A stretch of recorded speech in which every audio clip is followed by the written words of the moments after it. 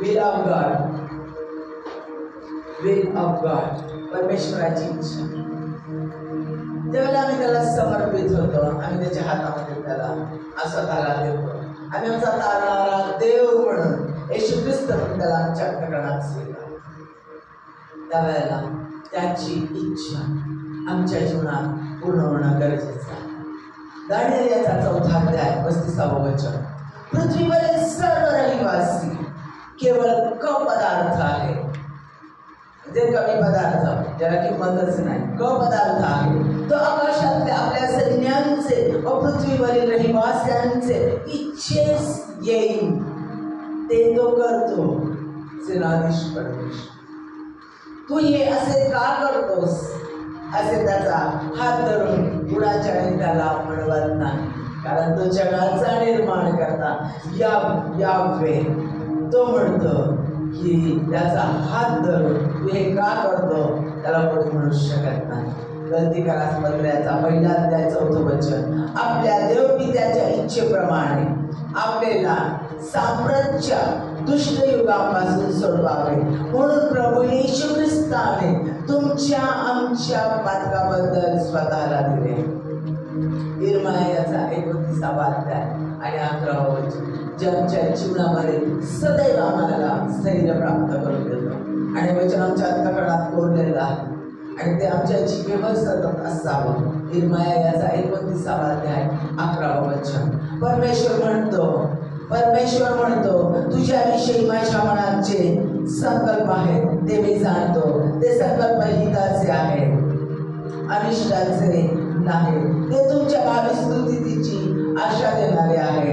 तेव्हा तुम्ही माझा धावा कराल, ते तुम्ही जाऊन माझी प्रार्थना कराल व मी तुमचे ऐकेन. मत्तई याचा 6 अध्याय 10 वचन. मत्तई याचा 6 अध्याय 10 वचन. तुझे राज्य येऊ, तुझे राज्य येऊ, जसे स्वर्गात तसे पृथ्वीवर, तुझ्या इच्छेप्रमाणे. जसे स्वर्गात तसे पृथ्वीवर, तुझ्या इच्छेप्रमाणे हो. मत्तई याचा 7 अध्याय 21 वचन. मला प्रभूजी असे म्हणणाऱ्या प्रत्येकाचा प्रवेश स्वर्गाच्या राज्यात होईलच असे नाही. म्हणून जर बायबल जरी पाठ असलं, कंटिन्युअसली उपवास चालू असले, तुमचं शरीर जाळण्यासाठी दिलं, तरी देखील मला प्रभूजी असे म्हणणाऱ्या प्रत्येकाचा प्रवेश स्वर्गाच्या राज्यात होईल असे नाही. कडक वचन आहे. तर जो माझ्या स्वर्गीय पित्याच्या इच्छेप्रमाणे वागतो त्याचाच होईल. फार कडक वचन आहे, म्हणून कान देऊ नाही का. तर जो माझ्या स्वर्गीय पित्याच्या इच्छेप्रमाणे वागतो त्याचाच होईल. माझ्या प्रियांनो, इच्छा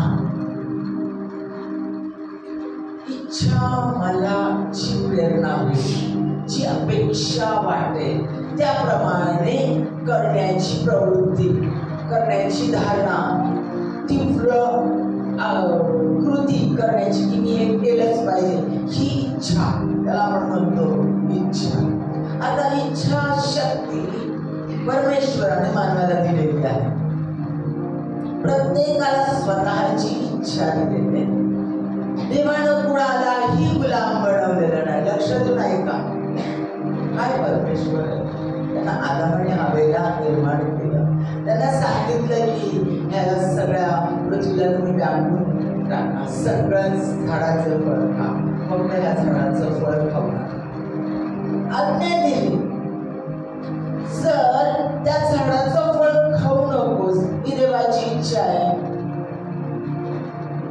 मग परमेश्वरानं त्याला गुलाम बनवलं जर असतं तर देवानं त्याच्या अंतःकरणात ती इच्छाच निर्माण होऊ दिली नसती, त्याला स्वतंत्र इच्छाच दिली नसती. असंच बिल्ड केलं असतं, असंच बनवलं असतं. जसं आम्ही आमचा कॉम्प्युटर बनवतो, आमचे तत्वज्ञ वैज्ञानिक कॉम्प्युटर बनवतात, ते काही उद्दिष्ट ठरवून कॉम्प्युटर बनवतात की त्याच गोष्टी तो कॉम्प्युटर एक्सेप्ट करतो, त्याच कृती तो कॉम्प्युटर करतो. आमचा मोबाईल, जे जे फीचर्स त्याच्यामध्ये टाकलेले आहेत, सॅमसंगच्या मोबाईलमध्ये सॅमसंगचे फीचर्स, ॲपलच्या मोबाईलमध्ये ॲपलचे फीचर्स जे टाकलेले आहेत तेच कार्य तो करतो, त्याच्या पलीकडे तो कार्य प्रत्येकाचे फीचर्स वेगवेगळे. जर देवाला पाहिजे होतं तर त्याने बिल्ड करताना आम्हाला बनवतानाच त्याने असं बनवलं असतं की आमची स्वतःची इच्छा नाही, फक्त परमेश्वराची इच्छा आमच्यात आणि तीच पूर्णत्वात जाईल. पण देव गुलाम म्हणून आपल्याला त्याने बनवलं नाही प्रियानो, त्याने त्याचे लेकरं म्हणून आम्हाला बनवलं. त्यानं आता मला त्याची इच्छा दिली, फक्त त्याला आज्ञा दिली की हे करू नकोस. का? कारण आज्ञा पालन करतो की नाही, त्याच्यावर देवाची इच्छा पूर्ण करतो की नाही, त्याच्यावर तो किती प्रेम करतो हे कळतं. वडिलांनी सांगितलंय शाळेला रोज जा, खाडा करू नकोस. मी जरी नसलो, मी चाललोय बॉम्बेला, मी चाललोय कामानिमित्त 15 दिवस, मी घरात नाही, पण मी आज्ञा करतोय एकही दिवस खाडा करायचा नाही, आईला सगळ्या कामात मदत करायची. आज्ञा देऊन वडील गेले. आम्ही 8 दिवसाचे खाडे केले, आईला मदत केली नाही, पाहिजे तसं वागलो. म्हणजे काय करून दाखवलं आम्ही की माझ्या बापाच्या आज्ञेचं मला घेणं नाहीये, माझ्या बापावर माझी प्रीती नाहीये. पण त्याच मुलीला किंवा त्याच मुलाला ज्या वेळेला आपल्या बापावर प्रचंड प्रेम आहे, आपली आई काही चुकली सांगणार नाही, पण माझ्या बापाने मला विश्वासाने सांगितलेलं, आज्ञा केलेली आहे, मी एकही दिवस खाणार नाही खाणार. माझा बाप माझ्यावर खूप प्रेम करतो. एकदा मी त्याला सांगेल, मी एक दिवस पण खाडा नाही केला. मी रोज पप्पा मम्मीला खूप मदत केली. आल्यानंतर विश्वासपणे मी सांगतो आणि मी बाप पाहत नसताना त्याची प्रत्येक आज्ञा पाळेल. घरी आल्यानंतर आई हळूच म्हणेल, एकही दिवस खाडा केला नाही, तुम्ही सांगितलं तर खूप मदत केली मला. बापाला आणि त्या बापाला स्वर्गीय पित्याला हेच हवं आहे तुमच्याकडून आणि आमच्याकडून. त्याने आम्हाला गुलाम नाही बनवलं, त्याचं लेकरं बनवलं. अहो, त्याने त्याचा एक पुत्र स्वतःला आमच्यासाठी दिलाय. का तर ते तुटलेलं आता म्हणजे हवेच्या आज्ञा भंगामुळे तुटलेलं ते रिलेशन परत एकदा जोडलं जावं, ते येशूख्रिस्ताच्या रक्ताशिवाय जोडलं जात नाही, म्हणून त्यानं त्याला स्वतःला त्याच्या लेकराला आमच्यासाठी दिला. तो परमेश्वर प्रीतीचा देव. त्यानं आम्हाला गुलाम बनवलेला नाही, तर त्याने आम्हाला स्वतःची इच्छा दिलेली आहे. प्रत्येक मानव प्राण्याला तो कोणत्याही धर्माचा असतो, कोणत्याही जातीचा असतो, तो कसाही असू दे, श्रीमंत असू दे, गरीब असू दे, स्त्री असू दे, पुरुष असू दे, कोणीही असू दे, आफ्रिकेत राहणारा असू दे, अमेरिकेत राहणारा असू दे, इंडियात राहणारा असू दे, कोणी कुठेही असू दे, प्रत्येकाला स्वतःची स्वतंत्र इच्छा, स्वतःची इच्छा, आई वडिलांची नाही, स्वतःची इच्छा. प्रत्येक जन्मलेल्या लेकराला स्वतःची इच्छा परमेश्वराने दिलेली आहे. आणि प्रत्येकाला स्वतःच्या इच्छेप्रमाणे वागायला आवडतं. प्रत्येकाला स्वतःची इच्छा पूर्ण करायला आवडतं. आणि आपली स्वतःची इच्छा पूर्ण करण्यासाठी प्रत्येक जण धडपडतो, कष्ट करतो आणि त्याप्रमाणे वागण्याचा प्रयत्न करतो स्वतःच्या इच्छेप्रमाणे. आवडतं प्रत्येकाला. मला इकडे बघायला आवडतं, मी बघणार. माझी इच्छा आहे तिकडे जाण्याची, मी जाणार. मला हे करायची इच्छा आहे ते मी करणार. मला आज जेवायची इच्छा नाही आहे, मी नाही जेवणार. मला आज जेवायची पुरणपोळी खाण्याची इच्छा आहे, मी माझी इच्छा पूर्ण करणार. जे ते आपापली इच्छा पूर्ण करण्याचा प्रयत्न करतो आणि प्रत्येकाला स्वतःची इच्छा पूर्ण करायला आवडते. आणि मग आज आपण बघणार की आमच्या इच्छेवर कोणकोणत्या गोष्टींचा प्रभाव पडतो. आम्हाला इच्छा दिली आहे परमेश्वराने, स्वतःची इच्छा दिलेली आहे. जन्मतःच आम्हाला प्रत्येकाला आमची इच्छा प्राप्त झालेली. मग आमच्या इच्छा वर कशाचा प्रभाव पडतो तर लक्ष देऊन ऐका. आम्ही ज्या वेळेला जन्मतो त्यावेळेला आमचे इमोशनल, आमच्या भावना, आमची शारीरिक स्थिती, आमच्या कुटुंबातली स्थिती, आमचं इकॉनॉमिकल स्थिती, आर्थिक परिस्थिती आणि आमचं वातावरण, आमचा समाज आणि कोणत्या समाजात राहतो.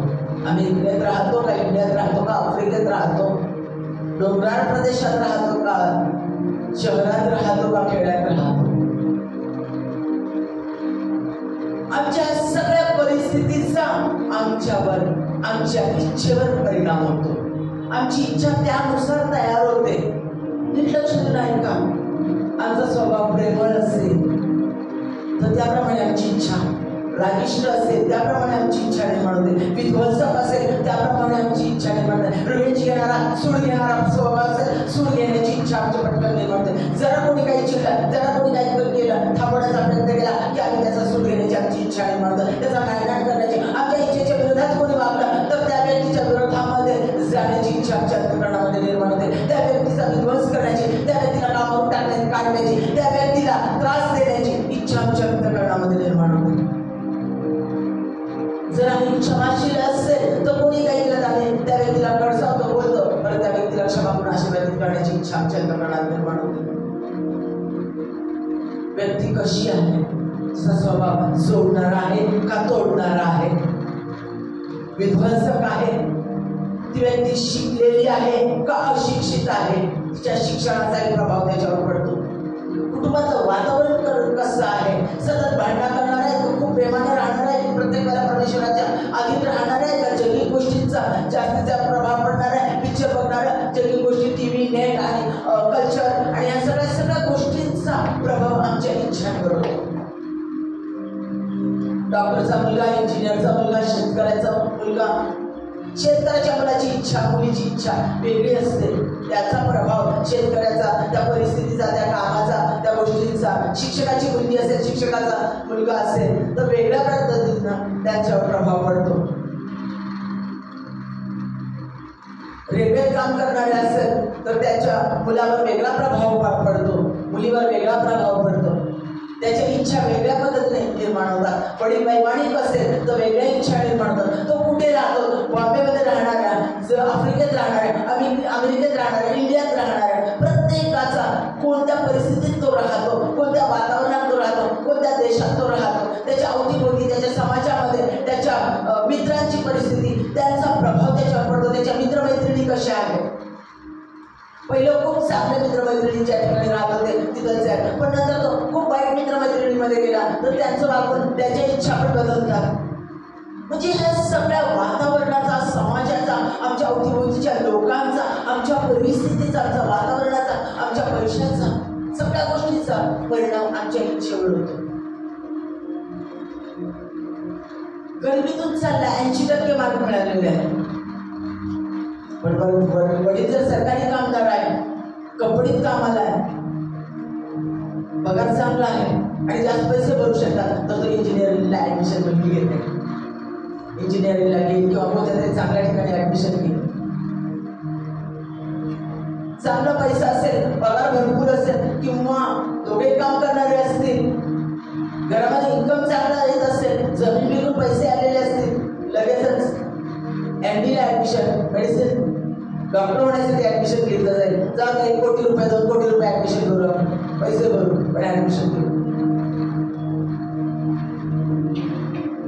जर खूपच गरीब असेल, 80% मिळाले, आई एकटीच काम करते, वडील एकटेच काम करताय, तर पटकन IT करू, कुठेतरी कामाला लागू आणि मग बाकीचं शिक्षण पूर्ण करण्याचा प्रयत्न करू. इच्छा वेगवेगळ्या निर्माण होतात. परिस्थिती उचलण्याचा, परिस्थिती बदलण्यासाठी आमच्या अंतःकरणात वेगवेगळ्या प्रकारच्या इच्छा निर्माण होतात. म्हणजे आमच्या परिस्थितीचा, आमच्या वातावरणाचा, आमच्या आईवडिलांचा, सगळ्या गोष्टीचा, आमच्या देशाचा आमच्या इच्छांवर परिणाम होतो. मग ह्या इच्छांचा स्वरूप आणि त्याचे परिणाम काय होतात, आमच्या इच्छा ज्या निर्माण होतात त्या इच्छांनुसार आमचं जीवन घडतं. त्याचा परिणाम आमच्या इच्छा परिस्थितीवर होतो, आमच्या भविष्यावर होतो. आमच्या इच्छा जशा असतील, जशा निर्माण होतात, त्याप्रमाणे आम्ही कृती करतो. मग आम्ही जगिक गोष्टींकडे जातो. जगिक गोष्टींकडे नेणाऱ्या जर इच्छा असतील तर आमचं जीवनच जगिक बनत जातं. आमच्या इच्छा रिलेशन रिस्टॉर करण्याच्या, प्रत्येकाला समजून घेण्याच्या असतील, क्षमा करण्याच्या असतील तर आम्ही व्यक्ती गोळा करतो, कुटुंब वंचन आणि लोकांना जोडणारे आणि त्याच्यात प्रीती निर्माण करणारे आम्ही बनतो. जर आम्हाला तोडफोड, स्वतःची डॉमिनेटिंग नेचर आणि स्वतःचाच हुकुमशाही आणि स्वतःच विध्वंसक व्यक्तिमत्व आम्हाला डेव्हलप करतो, त्याच इच्छा जर आमच्यात आहे तर तर आम्ही प्रत्येकाला आमच्या इच्छेप्रमाणे वागायला लावतो. नाही वागलं तर त्याचा विध्वंस करण्याचा, त्यांना काढून टाकण्याचा, त्यांना त्रास देण्याचा. मग देवाचं भय, देवाच्या गोष्टी याची आम्हाला तमा वाटत नाही. मग आम्ही दुष्कर्माकडे जात राहतो, विध्वंस करत राहतो. पुढे देव आमचा नाश करेल याची भीती देखील आम्हाला राहत नाही.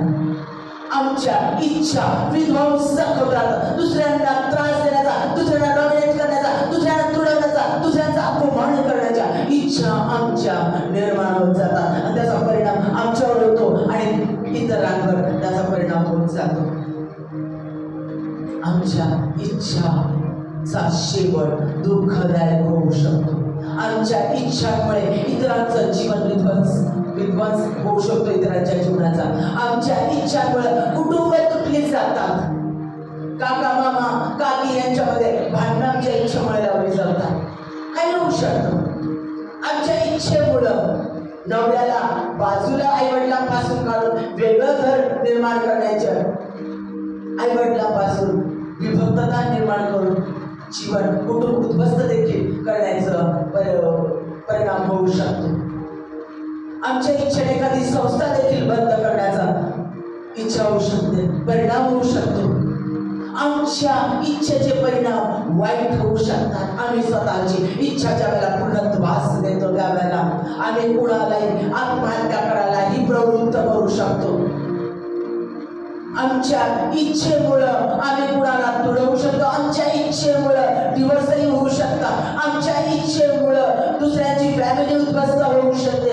आमच्या इच्छेमुळं आई वडिलांना लेकरं सोडून निघून जाऊ शकतात. आम्ही जर इच्छा धरली आणि दुसऱ्यांच्या जीवनामध्ये वाईटच गोष्टी पेरण्याचा प्रयत्न केला तर त्यांच्यामध्ये फूट आणि तूट निर्माण होऊ शकते. प्रीतीचं वातावरण नष्ट होऊन फुटकीरपणाचा आत्म्याने इच्छेने जर आम्ही चाललो तर विध्वंसक आणि एकमेकांमध्ये त्रास आणि कलह, द्वेष आणि परस्परांबद्दल त्रास आणि राग, द्वेष, कॉम्पिटिशन निर्माण होऊ शकते. आमच्या इच्छेमुळं आम्ही भेदभाव निर्माण करणारी आमची इच्छा आहे का? आम्ही व्यक्तीला बांधण्याची आमची इच्छा आहे का? कुटुंब जोडण्याची आमची इच्छा आहे का?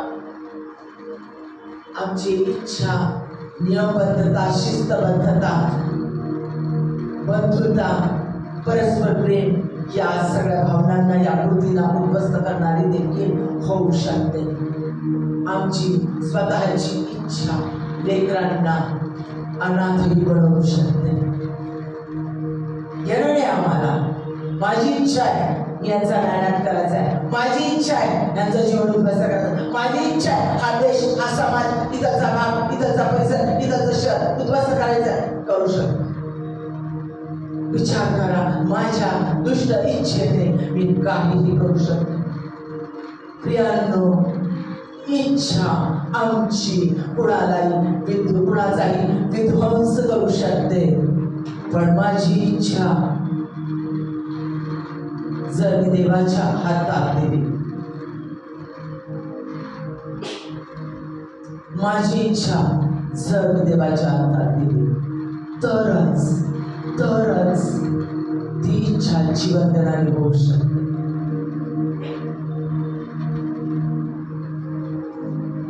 लक्षात घ्या, का म्हटलंय परमेश्वराची इच्छा पूर्ण हो?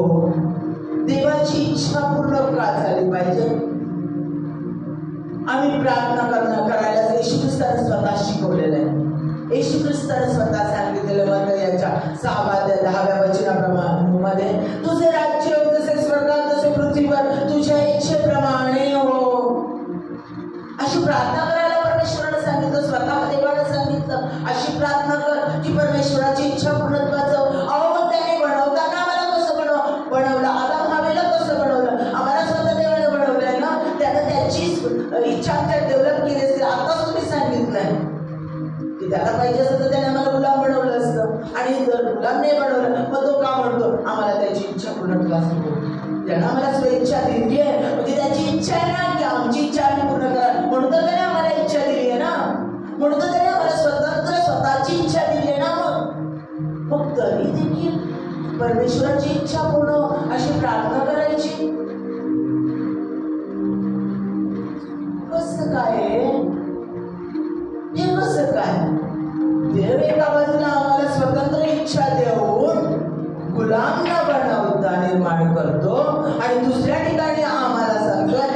परमेश्वराची इच्छा पूर्ण हो. का? परमेश्वराची इच्छा जर पूर्णत्वास जाऊ म्हणतो तर काय असतं परमेश्वराची इच्छा?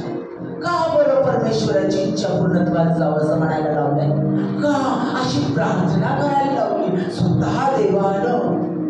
का?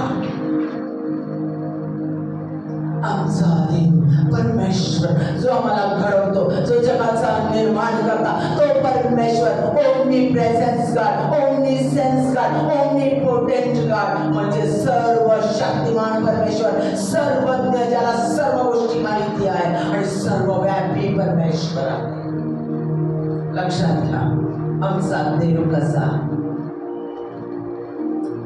राजाधिराज जगाचा निर्माण करता, मनुष्याला बनवणारा तो परमेश्वर, तो सर्व काही जातो, तो सर्वीकडे व्यापलेला आहे. सगळीकडे सगळ्या युनिवर्स मध्ये तो व्यापलेला आहे, सगळ्या पृथ्वीवर तो व्यापलेला आहे. तो सर्व शक्तिमान आहे. सर्व जगातलं सर्वस्व, गॅलेक्सी, हजारो गॅलेक्सी आणि युनिवर्स त्याला निर्माण केलेला आहे. तो सर्व शक्तिमान परमेश्वर आहे, तो सर्वज्ञ आहे. एका क्षणाला ऍट अ टाइम पास्ट म्हणजे आमचा भूतकाळ, आमचा भविष्यकाळ, आमचा वर्तमान काळ, प्रत्येकाचा करोडो पिढ्या होऊन गेलेल्या आणि होणाऱ्या सगळ्यांचा भूतकाळ, भविष्यकाळ आणि वर्तमान काळ ऍट अ टाइम एका वेळेला त्यांच्या समोर आहे. त्याचं कार्य आमच्या बुद्धी सामर्थ्याच्या पलीकडे आहे. तो सर्वज्ञ परमेश्वर, तो अशक्य गोष्टी करणारा, अशक्य गोष्टी शक्य करणारा तो परमेश्वर, तो आमचा देव आहे. ज्याच्या हातामध्ये आमचं भविष्य आहे, जो टाइमलेस आहे, त्याला टाइमाचं बंधन नाही. एक दिवस शास्त्र दिवसासारखा, शास्त्र दिवस एका दिवसासारखे ज्याच्यासाठी आहे, जो टाइमलेस आहे, तो परमेश्वर आमचा देव आहे. तो सर्वज्ञ आहे आणि ज्या वेळेला त्याला आमचा तारणारा देव म्हणून आमच्या अंतःकरणात स्वीकारतो, त्यावेळेला तो आमच्या अंतःकरणात येतो. तो आमच्यात तो देवाधिदेव परमेश्वर, सर्वज्ञ, सर्वव्यापी, सर्वशक्तिमान परमेश्वर, तो आमच्यामध्ये राहतो. तो अद्भुत गोष्टी करणार आहे. तो समय बदलवतो, तो व्यक्ती बदलवतो, तो परिस्थिती बदलवतो. लक्षात घ्या तो अद्भुत चमत्कार करतो. तो परमेश्वर, तो देव, त्याची इच्छा तो युगानुयुग सारखाच आहे. तो कधीच बदलत नाही.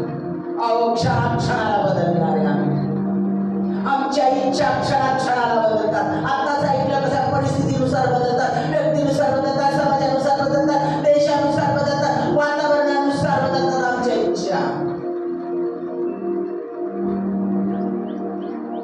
देशात खूप छान वातावरण असलं, देशात खूप छान प्रगती असली, खूप छान असली की आम्हाला आमचा देश फार आवडतो. आमच्या देशात थोडासा दंगा फसत झाला, थोडासा त्रास व्हायला लागला की असं वाटतं दुसरीकडे आम्हाला जावंसं वाटतं. काय आमच्या इच्छा? आई वडिलांनी सगळ्या गोष्टी पुरवल्या की असं वाटतं हेच आई वडील किती छान. त्याच वडिलांनी चाबूक काढला, म्हटला मला 90% मार्क पाहिजे आणि मला वाईट म्हणून मित्र नको, लगेच फार त्याच्यापेक्षा त्या दुसऱ्याचा बाप मला असता किती बरं झालं, दुसरे आई वडील मला असतं तर किती बरं झालं. क्षणात इच्छा बदलते हो आमची. तो देव काल, आज, युगानुयुग सारखाच आहे. तो कधीच बदलत नाही. त्याची क्षमाशीलता, त्याचं कळवळा, त्याची प्रीती कधीच बदलत नाही. ज्यानं फक्त मानवाचं नातं, रिलेशनशिप डेव्हलप करण्यासाठी त्याला आपल्या लोकांमध्ये राहणं, मानवाच्या संगती फेलोशिप आवडते आणि ती रिस्टोर करण्यासाठी आदामाने त्याच्या पापाने ती तुटली गेली, तर ती जोडण्यासाठी त्याला स्वतःला दिला, स्वतःचा पुत्र एकुलता एक दिला. तो प्रीतीचा देव, तो कधीच बदलत नाही. तो काल, आज आणि युगानुयुग सारखाच देव आहे. त्याची इच्छा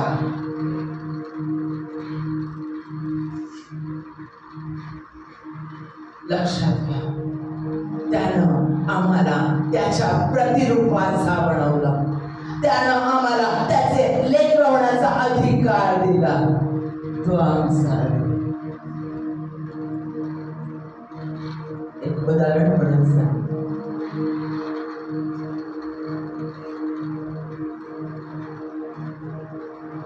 एक घर खूप चांगलं, खूप जीव लावणार घडलेली ऍक्सिडेंट मध्ये दीर आणि जाऊ दोघे मरण पावले आणि लेकरू अनाथ झाला. खूप जीव लावणार आहे. ज्यावेळेला लेकरू अनाथ झालं त्यावेळेला त्या स्त्रीनं सांगितलं, माझ्या दीराचं आणि जाऊचं लेकरू माझ्याजवळ हॉस्टेलमध्ये टाकलं. त्याला हॉस्टेलमध्ये टाकू, काय पैशाचं तापण करू, पण तो माझ्या लेकरात नाही वाटणार, तो माझ्या लेकरात नाही वाटणार. अरे रक्ताचं नातं तुमचं ना लेकरू, ते लेकरू जर आई वडील त्याचे गेले तर ते लेकरू ते तुमचं झालेलं आहे. त्याची आई बनण्याचं, त्याचा बाप बनण्याचं धैर्य लवकर समाजाला होत नाही, लोकांना होत नाही. हा परमेश्वर आम्हाला त्याची लेकरं होण्याचा अधिकार देतो. लक्षात घ्या, आबा बापा म्हणण्याचा अधिकार देतो. तो आमचा देव, त्याची इच्छा, त्याची इच्छा. तो दाविदाचा देव जो बुराखी होता, त्या बुराख्याला राजा बनवणारा, स्वतःची इच्छा त्या बुराखाच्या मध्ये पूर्णत्वास देणारा. तो मोशे जे हिब्रू गुलाम असणाऱ्या स्त्रीचा पोरगा, तो त्याला परमेश्वर सुटका करणारा सेवियर म्हणून वाचवतोय, सेवियर म्हणून उभा करतोय. परमेश्वर स्वतःची इच्छा त्याच्या जीवनामध्ये पूर्णत्वास देतो. योहान त्याला सगळ्या गोष्टी तो उलगडून सांगतो, घडणाऱ्या गोष्टी पुढे प्रगटीकरण त्याला तो देतो. तो आपल्या लेकरांना त्याच्यावर, ज्यांच्यावर तो प्रेम करतो, ज्यांच्यामध्ये तो राहतो, त्याचा पवित्र आत्मा ज्यांच्यामध्ये तो टाकतो आणि स्वतः त्याच्यामध्ये राहतो, तो सगळं रिव्हलेशन पुढे घडणाऱ्या गोष्टी तो प्रगट करून सांगणारा देव. तो म्हणतो, मी माझ्या दासाला सांगितल्याशिवाय कोणती गोष्ट मी करत नाही असा म्हणणारा तो परमेश्वर, त्याची इच्छा. असा आमचा परमेश्वर. जेव्हा विजयाचा चेहरा, जेव्हा सद्गुणी आमची धार्मिकता, जेव्हा रोफे का आरोग्य देणारा देव, त्याला बसलेल्या पट्ट्याने आम्हाला आरोग्य प्राप्त होते, त्याच्या नावात आरोग्य. तो आमचा देव, ज्याला सर्वज्ञ आहे, ज्याला सर्व माहिती आहे, त्या परमेश्वराच्या हातात आमचं भविष्य आहे. त्याची इच्छा आमच्यासाठी उत्तमच असणार. स्पष्ट सांगितलं ते 29:11 परत वाचते. परमेश्वर म्हणतो, माझे तुमच्या विषयीचे जे संकल्प आहेत ते मी सांगतो, ते संकल्प हिताचे आहे, अनिष्टाचे नाही. ते तुमच्या भावी स्तुतीची आशा देणारे आहे. कमीपणे सांगतो, तो स्पष्टपणे सांगतो, खात्री देतो, आश्वास देतो.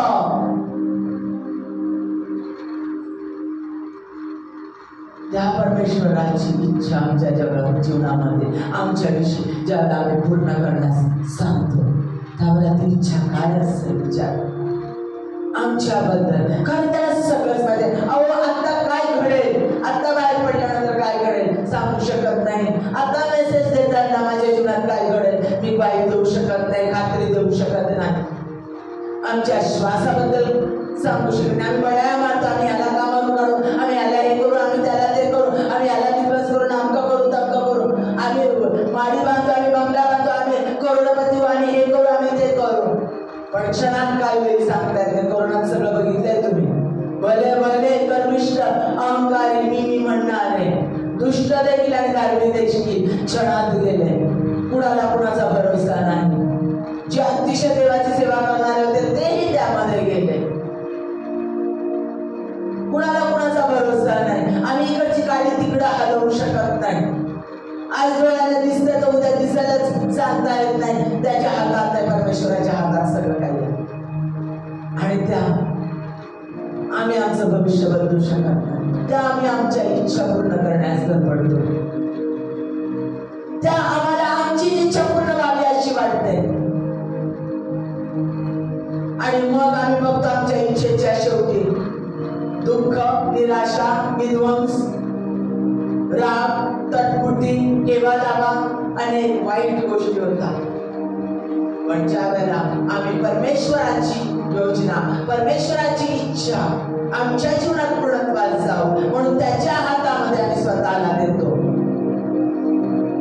त्यावेळेला तो त्याची इच्छा पूर्ण करताना काय करतो? परमेश्वराची आमच्यासाठीची इच्छा कशासाठी आहे? कशासाठी तो काय इच्छा आहे? त्याची काय करण्यासाठी इच्छा आहे? पहिली गोष्ट तारण प्राप्ती.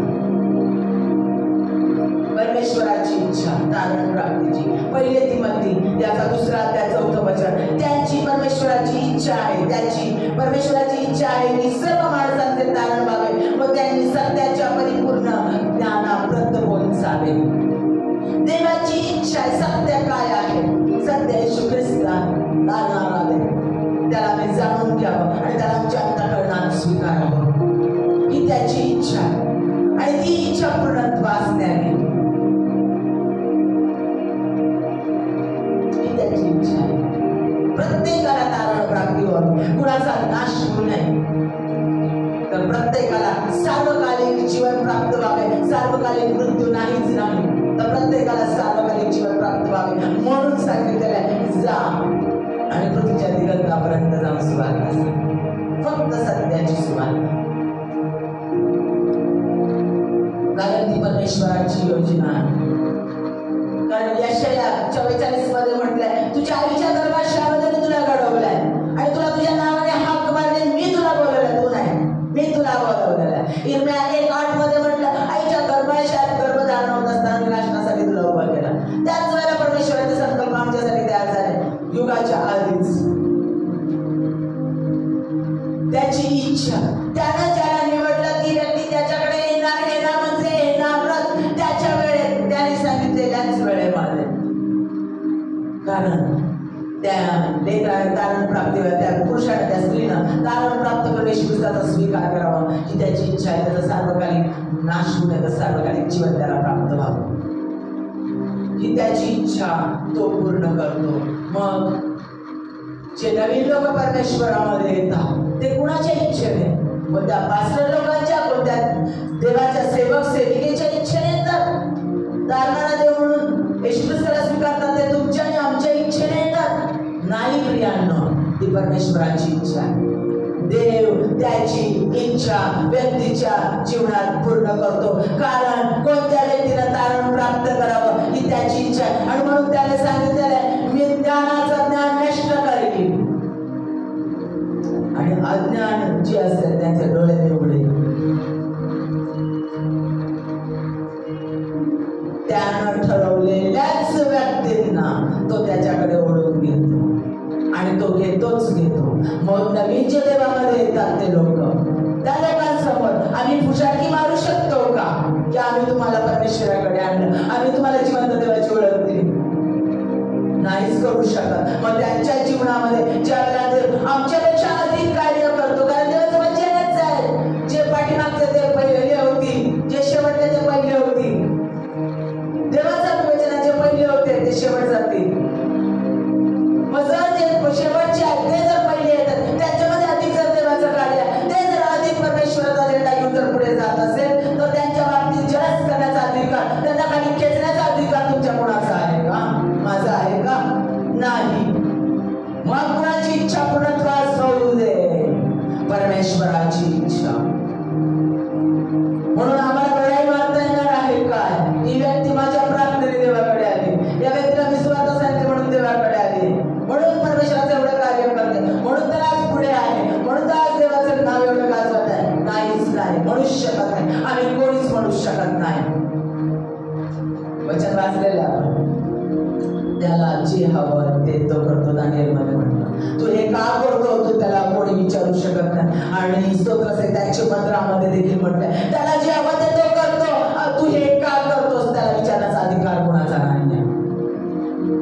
प्राप्ती करून द्यायची परमेश्वराची इच्छा आहे आणि तो ते पूर्णत्वास नेतो. दुसरी गोष्ट ज्ञानप्राप्ती. इफिसकरास 5 अध्याय 15 वचन आणि 17 वचन. म्हणून अज्ञानासारखे नव्हे तर त्याच्या ज्ञानासारखे समोर नजर ठेवून जपून चाला, वेळेचा सदुपयोग करा, कारण दिवस वाईट आहे. म्हणून तुम्ही मूर्खासारखे होऊ नका, तर प्रभूची इच्छा काय आहे हे जाणून घ्या. ज्ञानासारखे ज्ञान द्यावं, त्याच्या डिवाइन नॉलेजनं, त्याच्या सामर्थ्यानं तुम्हाला सतत भरावं अशी परमेश्वराची इच्छा आहे.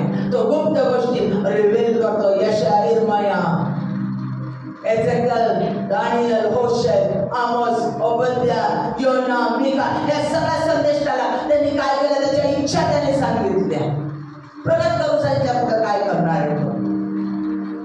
ज्ञानानं भरलं त्याने, योहानाला ज्ञानानं भरलं त्याला. डिवाइन नॉलेज उतरून येतं की जग कसं जातं. पावलाला ज्ञान दिलं जबरदस्त. रोमकरास पत्र वाचा. थिओलॉजी काय आहे, दैवाविषयीचं ज्ञान काय, परमेश्वर कसा कार्य करतो, परमेश्वर कसा न्याय करतो, खूप सुंदर सांगितलेलं आहे. वाचा. योहानाला सांगितलेलं, योहानाचं पहिलं पत्र, योहानाचं दुसरे पत्र, योहानाचं तिसरं पत्र, प्रकटीकरण आणि योहान शुभवर्तमान वाचा. देवाचं रिव्हलेशन, देव काय आहे आणि कसा आहे, तो कसा कार्य करतो, कसा सामर्थ्यशाली आहे, युनिवर्स कसं चालतं आणि कशा पद्धतीने प्रत्येक गोष्टी घडतात हे त्याने सांगितलेलं. एझेकियलमध्ये बघा 28 अध्याय वाचा, यशामध्ये 14 अध्याय वाचा. लुसिफरला कसं काही काढलं आणि लुसिफरला कशा पद्धतीने परमेश्वरानं तो सैतान कसा काढला, सगळ्या गोष्टी रिव्हील करून सांगितलेल्या आहे. प्रियांनो, तो गुप्त गोष्टी ज्ञान रिव्हील करून आणि ते त्याच्या लेकरांना समजावं अशी त्याची इच्छा आहे. त्याचे लेकरा ज्ञानी असावे, बुद्धिमान असावे, त्यांना सगळं डिवाइन नॉलेज माहिती व्हावं, शिक्षण माहिती व्हावं, त्याचं वचन माहिती व्हावं अशी देवाची इच्छा, परमेश्वराची इच्छा. पुढचं म्हणजे दुसरी गोष्ट, जगाशी समरस होऊ नये त्याच्या लेकरांना अशी त्याची इच्छा आहे. रोमकारास पत्र 12 अध्याय 2 वचन. देवाची उत्तम, ग्रहणीय व परिपूर्ण इच्छा काय आहे हे तुम्ही समजून घ्यावे, कारण या युगाबरोबर समरूप होऊ नका, तर आपल्या मनाच्या नवीकरणाने स्वतःचे रूपांतर होऊ द्या. त्यावेळेला त्याला स्वीकारतो परमेश्वर, ईश्वराला प्रार्थना देऊन त्याच्या इच्छा आमच्या जीवनात पूर्ण झाल्या पाहिजे. नवीकरण, नवा मनुष्य, नवा. माझा जुना मनुष्य पाण्यामध्ये मरण पावलेला आहे, माझ्यामध्ये उठला आहे तो ख्रिस्त. मी नव्हे तर ख्रिस्त माझ्यात जगतो आहे. त्याची इच्छा माझ्यामध्ये पूर्णत्वास जात आहे. त्याचं नवीकरण ते जगासंगती जोडलेलं नाही, ते परमेश्वरासंगती, ख्रिस्तासंगती जोडलेलं. सतत मी परमेश्वरासंगती जीव, सतत मी चालवताना, गाडी चालवताना, काम करत असताना, कॉम्प्युटरवर बसलेलं असताना, मी शिकवत असताना, मी कंपनीत काम करत असताना, मी नांगर चालवत असताना, मी बीज पेरत असताना, मी व्यापार करत असताना, मी चर्च चालवत असताना कंटिन्युअसली मी देवासंगती जोडलेलं राहील, कारण तो माझ्या त्याची इच्छा माझ्या जीवनात पूर्णत्वास जाते. मी जगाशी समरूप होणार, आपोआप घडत त्याची इच्छा जगात पूर्णत्वास जाते. त्याची इच्छा आहे आम्ही जगाशी समरूप होऊ नये. जे वाईट ते आमच्या जीवनातून निघून जावं. सगळी व्यसन, सगळे जुने वाईट मित्र मैत्रिणी, वाईट गोष्टी ध्वंसक लोक सगळ्यांच्या जीवनातून निघून जावे अशी देवाची इच्छा आहे.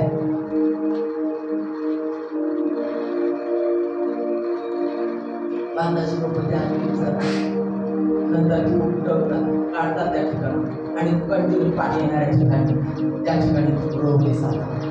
चांगलं पाणी, सतत पाणी त्याला मिळेल. शेतकऱ्याला माहिती काढतात, उपडतात आणि दुसरीकडे लागतात.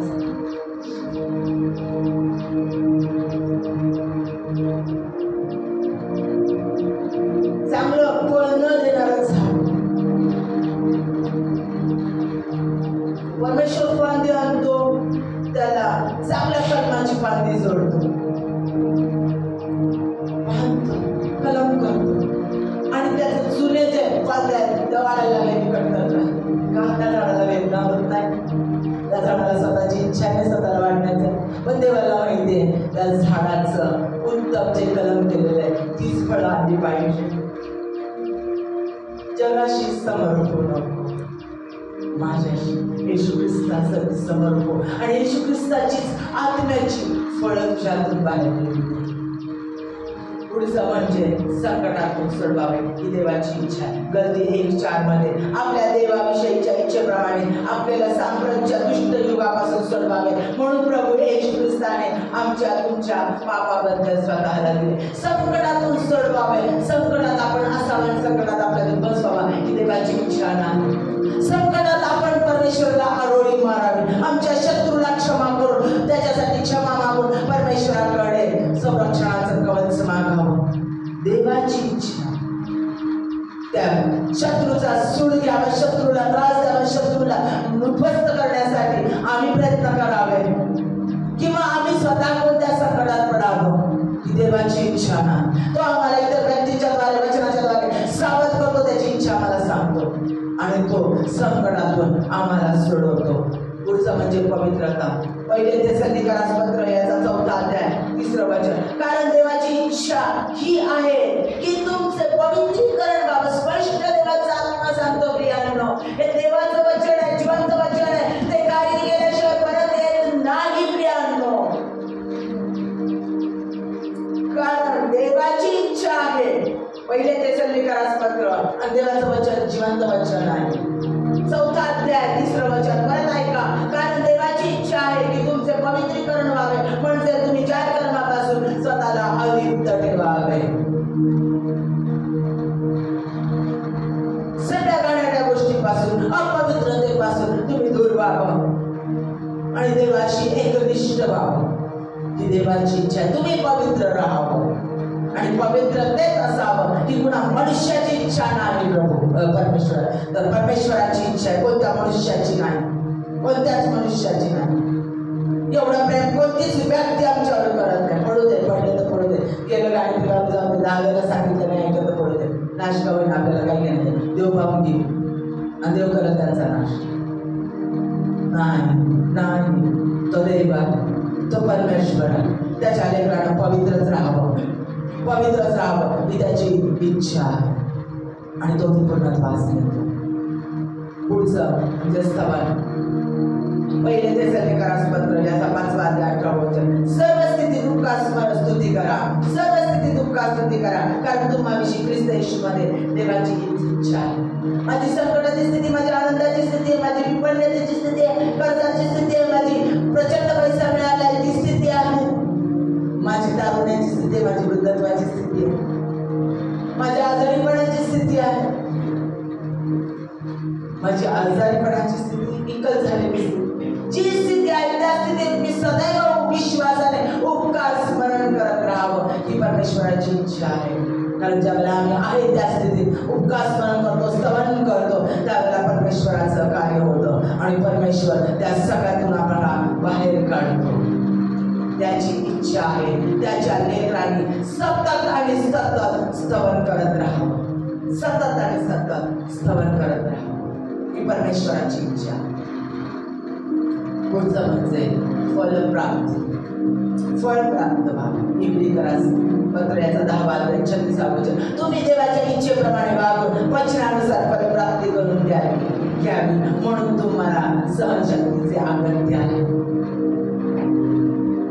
परमेश्वर त्याच्या इच्छेनुसार आम्हाला फळ प्राप्त व्हावं, योग्य गोष्टी आमच्या जीवनात घडावा ही परमेश्वराची इच्छा. आम्हाला सुबकता प्राप्त व्हावी, आनंद प्राप्त व्हावा, आमचं जीवन उत्तम असावं ही देवाची इच्छा आहे. पुढचं म्हणजे मार्गदर्शन प्राप्त व्हावं, त्याच्या लेकरांना त्याच्या पवित्र आत्म्याच्या द्वारे मार्गदर्शन प्राप्त व्हावं ही परमेश्वराची इच्छा आहे. नीतिसूत्र याचा 3रा अध्याय 5 ते 6 वचन. तो आपल्या अगदी मनापासून परमेश्वरावर भाव ठेव, आपल्या बुद्धीवर अवलंबून राहू नकोस. तो आपल्या सर्व मार्गात त्याचा आदर कर म्हणजे तो तुझा मार्गदर्शन करेल. सगळ्या तुझ्या प्रत्येक गोष्टी कुणासाठी बोलायचं, कुणासाठी बोलायचं नाही, कुणासाठी कसा संबंध ठेवायचा, माझं उठणं, माझं बसणं, माझं चालणं, माझं बोलणं, माझी प्रत्येक गोष्ट परमेश्वराच्या इच्छेनुसार असावी, त्याला गौरव प्राप्त करून देणारे असावे. आणि म्हणून मी परमेश्वरासाठी जोडलेले नाही म्हणजे देवाचा आत्मा मला त्या प्रत्येक गोष्टीशी आणि देवाची इच्छा माझ्या जीवनात पूर्ण वास. मग आता पुढचं शेवटचं बघायचं आहे की परमेश्वराची इच्छा मी कशी जाणू. देवाची इच्छा, परमेश्वर माझ्या पित्याची इच्छा मी कशी जाणू? हा अत्यंत महत्वाचा मुद्दा आहे की माझ्या देवाची इच्छा मला कशी कळेल. सगळ्यात पहिलं संपूर्ण समर्पण. ज्या वेळेला आम्ही आमचा तारणारा देव म्हणून येशू ख्रिस्ताला स्वीकारतो, तो आमच्या अंतःकरणात येतो, त्यावेळेलाही आम्हाला आमची स्वतःची इच्छा आहे आणि आताही आम्हाला आमची स्वतःची इच्छा आहे, कायम मरेपर्यंत असणार. पण आम्ही पूर्ण समर्पित असणं अत्यंत गरजेचं आहे. जर आम्ही पूर्ण समर्पित असेल, माझं तन मन धन, माझा प्राण जीव आत्मा सर्वस्व जे माझे आहे ते सगळं तुझं आहे. नारायणबाबा टिळक म्हणतात, अर्पितो तुला सर्वच काय, अर्पितो तुला सर्वच काय.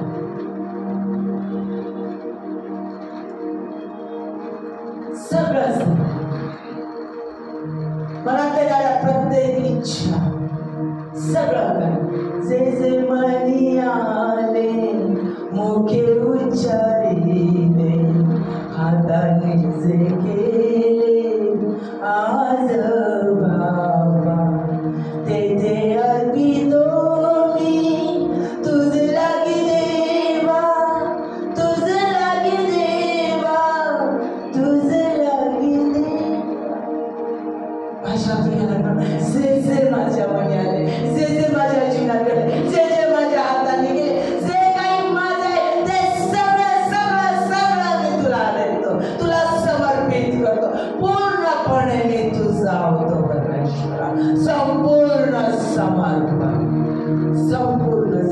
परमेश्वराला. सगळ्या तुमच्या समर्पणाचा उच्चांक ऐका, लक्ष देऊन ऐका. हे देवाने मला शिकवलंय. सगळ्या तुमच्या जीवनाचा उच्चांक, समर्पणाचा उच्चांक पूर्ण आणि अतिउच्च दर्जाला जाऊन समर्पण करणं काय. ऐका लक्ष देऊन. परमेश्वरा माझी इच्छा तुझ्या हातात घे. तुझी इच्छा काय आहे तेच फक्त माझी इच्छा असते. तुझी इच्छा काय आहे तीच माझी इच्छा असू दे. असं दान मला दे, असं सामर्थ्य मला दे, असं सदैव सतत आणि सतत मागा. पूर्णपणे माझ्यातला मी, माझ्यातली इच्छा मी पायदळी तुडवते आणि तुझी इच्छा तीच माझी इच्छा असू दे असं रोज मागा. आणि काय करतो तुमच्या जीवनात अनुभव घेऊन पहा. प्रियांनो चॅलेंज आहे हा. अनुभव घेऊन पहा. तुझीच इच्छा माझ्या जीवनात पूर्णत्वास जाऊ दे, माझी नाहीच नाही. दुसरं म्हणजे इंटिमेट रिलेशनशिप, जिव्हाळ्याचा संबंध. देवाची इच्छा ज्या वेळेला आम्ही जाणून घ्यायची आहे तर आमचं इंटिमेट रिलेशनशिप मागं पण तुम्हाला सांगितलं होतं. पती पत्नीचं उदाहरण पण दिलं होतं. नुकतंच लग्न झालेला पती पत्नीच्या वेळेला प्रियकर प्रेयसी एकमेकांच्या जवळ येतात, त्यावेळेला ते एकमेकांना जाणून घेतात. काय आवडतं? वांग्याचं भरलेलं वांग आवडतं का पुरणपोळी आवडते का पनीर टिक्का मसाला आवडतो का नॉनव्हेज आवडतं? कोणता कलर आवडतो? ब्लू कलर आवडतो का पिंक कलर आवडतो? काय आवडतं माझ्या नवऱ्याला? कसं घर ठेवलेलं आवडतं? कसं बोललेलं आवडतं? कशी साडी घातलेली आवडतं का ड्रेस घातलेला आवडतं का जीन्स घातलेली आवडते? वेस्टर्न पद्धतीने राहिलेलं आवडतं का इंडियन पद्धतीने राहिलेलं आवडतं? कसं राहिलेलं आवडतं? जाणून घेण्यासाठी प्रयत्न करते त्याची मधून. आणि तो जाणून घेण्याचा प्रयत्न करतो. माझ्या बायकोला काय आवडतं, माझ्या प्रियसीला काय आवडतं आणि ते करण्याचा प्रयत्न करतो. तिला हे शर्ट आवडेल, तिला ही पॅन्ट घातलेली आवडेल, तिला मी असं वागलेलं आवडेल, मी असं वागण्यात चाललेलं आवडेल, मग मी असं गाणं म्हटलेलं आवडेल, मग मी असं लेख लिहिलेलं आवडेल, मग मी अशी लोकांची सेवा केलेली आवडेल, मी असा पैसा कमवलेला आवडेल, मग मी बँकेत इतका पैसा ठेवलेला आवडेल, मग मी हे घर बांधलेलं आवडेल, मी ते केलेलं आवडेल.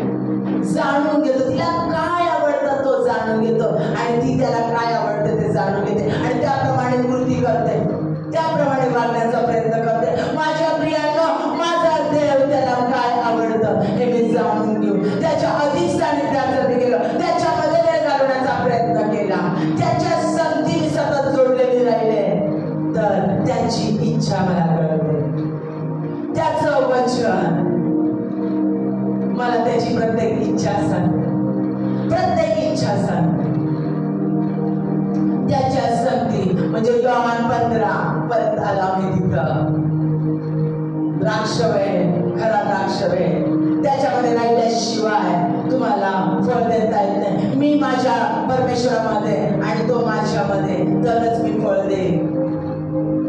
स्वतः येशू ख्रिस्त सांगतो, मी पित्यात राहतो, पिता माझ्यात राहतो, म्हणून पिता जे सांगतो ती त्याची इच्छा मी पूर्ण करतो, त्याच्याच इच्छेप्रमाणे मी पूर्ण करतो. आणि म्हणून तुम्ही माझ्यामध्ये राहा, मी तुम्हामध्ये राहील. म्हणून जर तुम्ही पित्याची इच्छा म्हणजे तुम्ही माझी इच्छा पूर्ण कराल, म्हणजे मी त्याच्या संगती जिव्हाळ्याचा संबंध ठेवला पाहिजे, सतत त्याच्याशी मिळून असलं पाहिजे, सतत आणि सतत मी त्याच्या संगती त्याला जाणून घेण्याचा प्रयत्न केला पाहिजे. आज मेसेज ऐकत आहात, आज परमेश्वराचा संदेश तुम्ही ऐकत आहात, काय करत आहात? परमेश्वराला जाणून घेत आहात प्रियांनो, व त्या स्मिताला नाही, तुम्ही देवाला जाणून घेत आहात. देवाचा आत्मा माझ्याद्वारे बोलत आहे, त्याला आपण प्रार्थना केलेली आहे आणि वचनानुसार प्रत्येक वेळा वचन आहे. मग देवाचा आत्मा त्या वचनाच्या द्वारे काय तुमच्याशी बोलत आहे आणि देवाचा आत्मा तुम्हाला काय सांगत आहे त्याची इच्छा तुम्ही जाणून घेत आहात. म्हणजे आम्ही ज्या वेळेला अनेक संदेशांचे संदेश ज्या वेळेला ऐकतो, त्यावेळेला आम्ही त्याची इच्छा जाणून घेतो. पुढचं म्हणजे त्याच्या लोकांचा सहवास. दावीद म्हणतो, ज्या वेळेला ते मला म्हटले चला आपण मंदिरात जाऊ, त्यावेळेला मला आनंद झाला, कारण त्याच्या लोकांचा सहवास मला मिळाला, त्याच्या पवित्र जनांची सहभागी, ज्याने परमेश्वराला निवडलं आणि ज्याच्या अंतःकरणामध्ये परमेश्वर येशू ख्रिस्त आहे, तो प्रत्येक व्यक्ती पवित्र आहे, कारण येशू ख्रिस्ताची धार्मिकता त्याला प्राप्त होते. मग सैतान आम्हाला त्यांचे काही दोष दाखवू दे, आम्हाला घेणं नाही, आम्हाला घेणं नाही. अरे ती व्यक्ती असं वागते, मग ती पवित्र देवाचा देव येशू ख्रिस्ताला त्याने स्वीकारलेला, परमेश्वर येशू ख्रिस्त तिच्यामध्ये आहे. ते दोष निर्माण कसे काढायचे ते परमेश्वराचं आहे आणि तिचा संवाद ते पाहून गेले.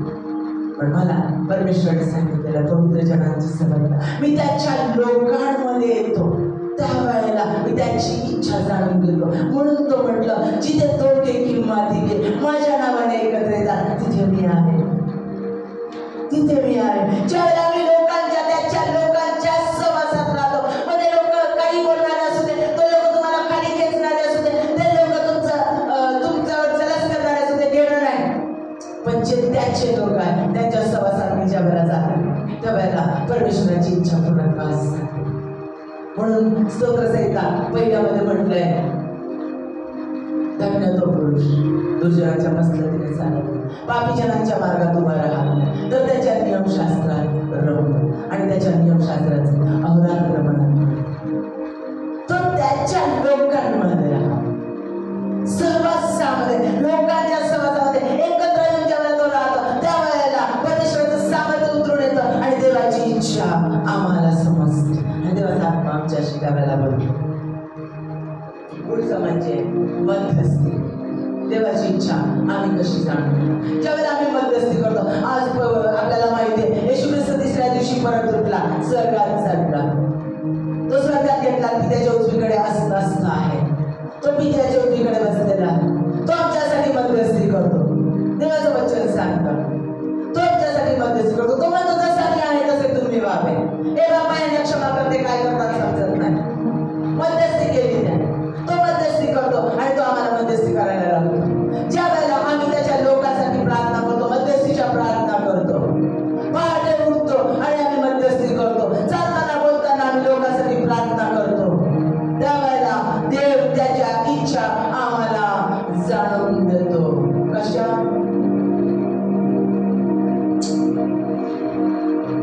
परमेश्वराचा आत्मा अनिर्वाच्य करण्याने मध्यस्थी करतो. ज्यावेळेला आम्ही समर्पित होतो, त्यावेळेला देवाचा आत्मा आमच्यामध्ये आहे. आम्ही कुणासाठी काय प्रार्थना करावी हे देवाचा आत्मा आम्हाला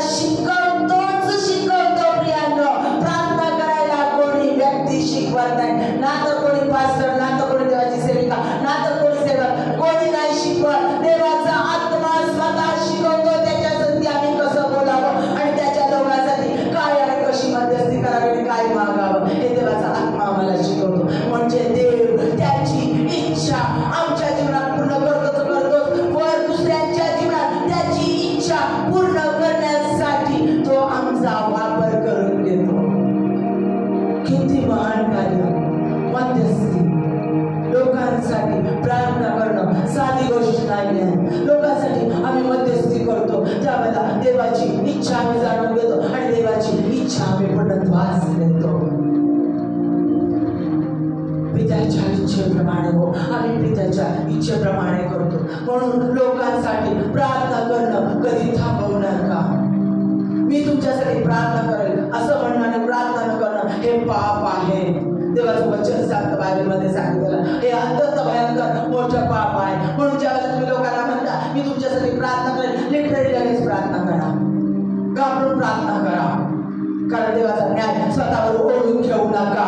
प्रार्थना करा, शत्रूसाठी प्रार्थना करा, निरंतर निरंतर प्रार्थना करा, थांबू नका.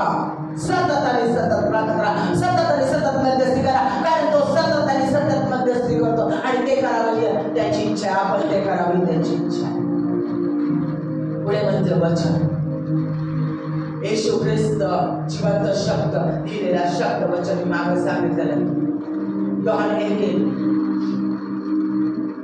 तो शब्द देही झाला, त्या नामामध्ये बसले. येशू ख्रिस्त हा शब्द आहे आणि दिलेला शब्द म्हणजे परमेश्वराचं वचन. काय ज्यावेळेला आम्ही हे वचन वाचतो त्यावेळेला परमेश्वराला आम्ही जाणून घेतो. आपण मगाशीच बघितलं तर परमेश्वराची इच्छा आम्ही जाणून घेतो. त्याला आमच्या जीवनात काय करायचं, त्याला आमच्या समाजात काय करायचं, त्याला आमच्या देशात काय करायचं, त्याला आमच्या लोकांच्या जीवनात, आमच्या कुटुंबात काय करायचं, त्याला आमच्या चर्चमध्ये काय करायचं हे आम्ही जाणून घेतो. त्याचं वचन आमच्यामध्ये आणि आम्ही त्याच्यामध्ये राहतो आणि मग आम्ही एक जेवण घेतो आणि त्याची इच्छा आम्हाला समजते. म्हणजे वचन ऐकणं, वचन बोलणं, वचन समजून घेणं अत्यंत महत्वाचं आहे. आणि सैतान वचन वाचू देत नाही. पहिला घाला घालतो म्हणजे वचन. पहिला तो झोप आणतो, तो स्वप्न दाखवतो, अनेक विचार आणतो, अनेक कामं आमच्या समोर आणतो. सगळी महत्वाची कामं आम्हाला आठवतात वचन ऐकायला लागल्यानंतर आणि वचन वाचायला लागल्यानंतर, संदेश ऐकायला लागल्यानंतर सगळे निरनिराळे विचार आमच्या डोक्यामध्ये फिरायला लागतात. महत्वाची कामं, महत्वाच्या गोष्टी आमच्या डोक्यामध्ये यायला लागतात. आम्हाला आमचे सगळं आमचे वर्ग आठवतात, शाळा आठवते, आमचे विद्यार्थी, आमच्या शिक्षकांनी दिलेला अभ्यास आठवतो आम्हाला. मग आम्हाला कामावरच्या गोष्टी आठवतात, कंपनीत काय घडलं काय नाही ते सगळं आठवतं. नवरा कसा चिडला, येताना कसं चर्चला येताना कसं घरामध्ये धावपळ झाली, कसं चिडचिड झाली, कसं वातावरण होतं आणि कसे पैशावर वाद झाले, काय झालं आणि कसे फोन येऊन गेले, काय झालं, सगळं आमच्या डोक्यात फिरत राहतं. का? त्याच वेळेला का वचन वचन सैतानाला सगळ्यात मोठी हार द्यायची आहे. कारण ज्यावेळेला आम्ही वचन ऐकतो, कारण ज्यावेळेला आम्ही वचन ऐकतो त्याप्रमाणे प्रार्थना करतो, तीच प्रार्थना ऐकली जाते. प्रियांनो, आमची इच्छा नाही तर वचनानुसार परमेश्वराची इच्छा आमच्या जीवनात आणि इतरांच्या जीवनात पूर्णत्वास जाते. म्हणून वचन अत्यंत महत्वाचं आहे. या वचनाच्या पलीकडे परमेश्वर जात नाही. तो त्याच्या वचनाला बांधलेला आहे. देवाचं वचन सांगतं, स्पष्ट सांगतं प्रियांनो, परमेश्वर त्याच्या वचनाला बांधलेला आहे. तो त्याचं वचन पूर्ण करतोच करतो. तो न बदलणारा देव आहे आणि तो त्याचंच वचन पूर्ण करतो. म्हणून हे वचन जाणून घेणं त्याची इच्छा जाणून घेणं आहे. म्हणून वचन ऐकणं, वचन समजणं, वचन बोलणं अत्यंत गरजेचं आहे. वचन वाचत असताना मोठ्याने वचन वाचा. ऐकू पण द्या स्वतःला, इतरांना ऐकू द्या, आजूबाजूच्या आसमंतातल्या ध्वनिलहरी गुंजू द्या. त्याच्यात सामर्थ्य आहे. कारण देवाचं वचन कार्य केल्याशिवाय परत पाठीमागं येत नाही. वचनात प्रचंड प्रचंड सामर्थ्य आहे. हल्लीला गर्भ गाळायला लावतो, लिव्याधानाचा चुराडा करतो. ओ रिल्ला शाराबा, ओ यांना यांना सीरबा हंगरमा. तो वचनाच्या द्वारे देवादिदेव परमेश्वर जगाचा निर्माण करता त्याची इच्छा आम्हाला रिव्हील करून सांगतो, स्पष्ट करून सांगतो. आणि त्याची इच्छा कशी पूर्ण करा तेही तो आम्हाला सांगतो आणि तो मार्गही दाखवतो. पुढचं म्हणजे स्तवन. प्रियांनो, वचनात सामर्थ्य आहे, स्तवनात देखील प्रचंड प्रचंड सामर्थ्य आहे. ज्या वेळेला आम्ही स्तवन करतो त्यावेळेला परमेश्वराचं सामर्थ्य आमच्यावर उतरून येतो, कारण तो स्तवनात बसणारा देव आहे. दावीद माझ्या मनाजोगा म्हटला, दावीद माझ्या मनाजोगा म्हटलाय, कारण तो सतत सतत स्तवन करणारा होता. लुसिफर कोण होता? मी तुम्हाला मगाशी सांगितलं. यशाया 14वा अध्याय आणि एजेकिएल 28वा अध्याय खरोखर घरी जाऊन वाचा. त्याच्या सगळ्या पंखांमध्ये गॉड्स सुरेल आणि अतिशय मनमोहक सदैव तो देवाचं स्तवन करत असे, देवाच्या उजवीकडे आणि देवाला आवडणारा देव तो, सदैव परमेश्वराचं स्तवन करणारा, परमेश्वराच्या सानिध्यात राहणारा. फक्त गडबडी कॉम्पिटिशन मी पण आला आणि सर्व काही उद्ध्वस्त झालं. त्याच्या देवदूताने, त्याच्या आजूबाजूच्या लोकांनी देखील त्याला, त्याच्या आजूबाजूच्या देवदूताने देखील त्यांचा गर्व वाढवण्याचंच त्याला शिकवलं. आमच्या अवतीभोवती लोक आम्हाला दुष्ट प्रवृत्तीकडे, नाशाकडे, एखाद्याचा नाश करणं, एखाद्याला तुडवणं, एखाद्याला उद्ध्वस्त करणं शिकवतात. त्यावेळेला त्या लोकांपासून लांब जा प्रियांनो, लांब जा त्या लोकांपासून जे आमच्या गर्वाला, आमच्या मीपणाला पुष्टी घालतात आणि आम्हाला वरती चढवतात. त्यांच्यापासून लांब पळा, कारण देवाला ते मान्य नाही. आणि स्तवन करणाऱ्या लोकांवर पहिला सैतानाचा हल्ला असतो, कारण ते कुणाचं होतं? स्तवन करण्याचं, लुसिफरचं. ज्याला गर्वामुळे खाली टाकण्यात आलं, जो सैतान झाला, तो सैतान. त्याचं स्थान जेव्हा मानव पुत्र घेतात, मानव कन्या घेतात, त्यावेळेला तो चिडून उठतो. प्रियांनो, तू देवाला खुश करणारा, तू देवाला खुश करणारी, माझं स्थान घेऊन पाहतेस तू? मीच फक्त देवाला आवडणारा होतो तू. आणि मग तो स्तवन करणाऱ्यांच्या पाठीमागे हात धरून लागतो, कारण त्याला माहिती आहे स्तवनात सामर्थ्य आहे. स्तवनात सगळी बंधनं तुटली जातात. यहोवाचे कोट स्तवनामुळे पडले, स्तवनामुळे आजार बरे होतात, रोग बरे होतात, सगळी बंधनं तुटली जातात. स्तवनामुळे आम्ही बदलतो, स्तवनामुळे परिस्थिती बदलते, स्तवनामुळे समय बदलतो, स्तवनामुळे अशक्य गोष्टी शक्य होतात. कोणता जादू, कोणते प्रभूचे प्रकार आणि कोणती सैतानाची योजना आमच्या जीवनात पूर्णत्वास जाऊ शकत नाही. ज्यावेळेला आम्ही सतत सतत स्तवन करतो, प्रत्येक परिस्थितीत आम्ही ज्यावेळेला स्तवन करतो, इतकं सामर्थ्य स्तवनामध्ये आहे. स्तवनामध्ये त्याची इच्छा, परमेश्वराची इच्छा पूर्णत्वास जाते. स्तवनात प्रचंड सामर्थ्य आहे, प्रचंड सामर्थ्य. पण सावध राहा. स्तवन करणाऱ्यांना सतत निरंतर प्रार्थना करणं आणि परमेश्वराच्या वचनात सतत राहणं अत्यंत गरजेचं आहे, कारण सैतान त्यांच्या पाठीमागं हात धरून लागतो. म्हणून एकदा जर तुम्ही स्तवन करण्याचं ठरवलं आहे तर जीवनाच्या शेवटच्या क्षणापर्यंत थांबू नका. सतत आणि सतत, सतत आणि सतत, सतत आणि सतत देवाचा आत्मा सांगत आहे, नित्य आणि सतत स्तवन करा, नित्य आणि सतत प्रार्थना करा, नित्य आणि सतत वचनामध्ये राहा. का तर देवाची इच्छा, पित्याची इच्छा पूर्णत्वास जाऊ. पित्याची इच्छा, फक्त पित्याची इच्छा माझ्या जीवनात पूर्णत्वास जाऊ, कारण ती माझ्यासाठी चांगली आहे. म्हणून हे प्रभू, माझी इच्छा तुझ्या हातात देतो. मी माझ्या जर पाऊल म्हणतो, मी माझ्या देहाला, माझ्या स्वतःला मी उचलतो आणि बांधून ठेवतो. आणि देवाची जी इच्छा पूर्णत्वास माझी. ज्याला गुडघा येत आहे त्याने गुडघा भरला, ज्याला हात वरती करता येईल त्याने हात वरती करा आणि परमेश्वराला म्हणा, खऱ्या अर्थानं मी आज समर्पण करतो. माझी इच्छा देखील आता माझी स्वतःची ठेवत नाही. आज मी माझी इच्छा देखील परमेश्वरा तुझ्या हातात देणार. समर्पणाचा उच्चांक, समर्पणाचा इच्छा पित्या, फक्त फक्त तुझ्या इच्छेप्रमाणे हो. हे माझ्या बापा, हे माझ्या स्वर्गीय पित्या, तुझी इच्छा माझ्या जीवनात पूर्णत्वास जावी.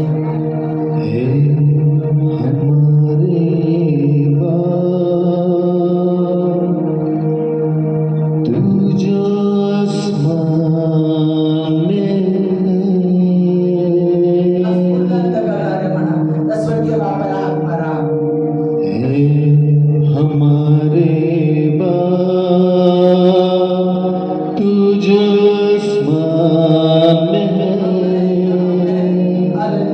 तेरा नाम माना जाए, तेरी बादशाही है हमारे बाप, तू जो आसमान में है, तेरा नाम माना जाए, तेरी बादशाही जैसे कि तेरी मर्जी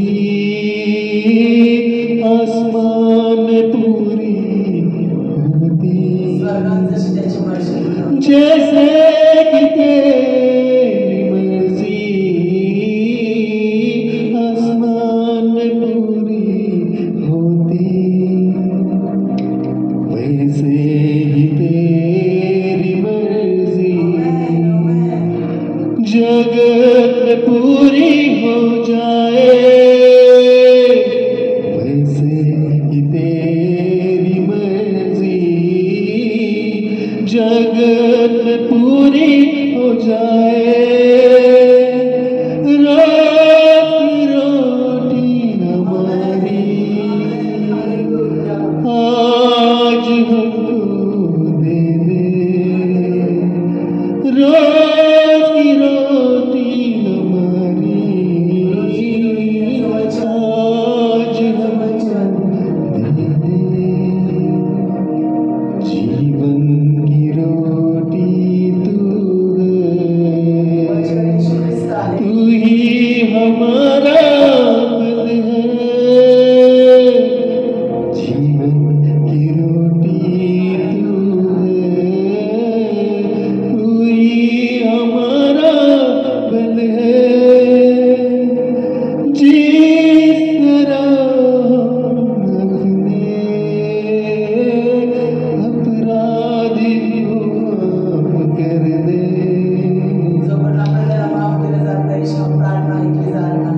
जिस तरह अपने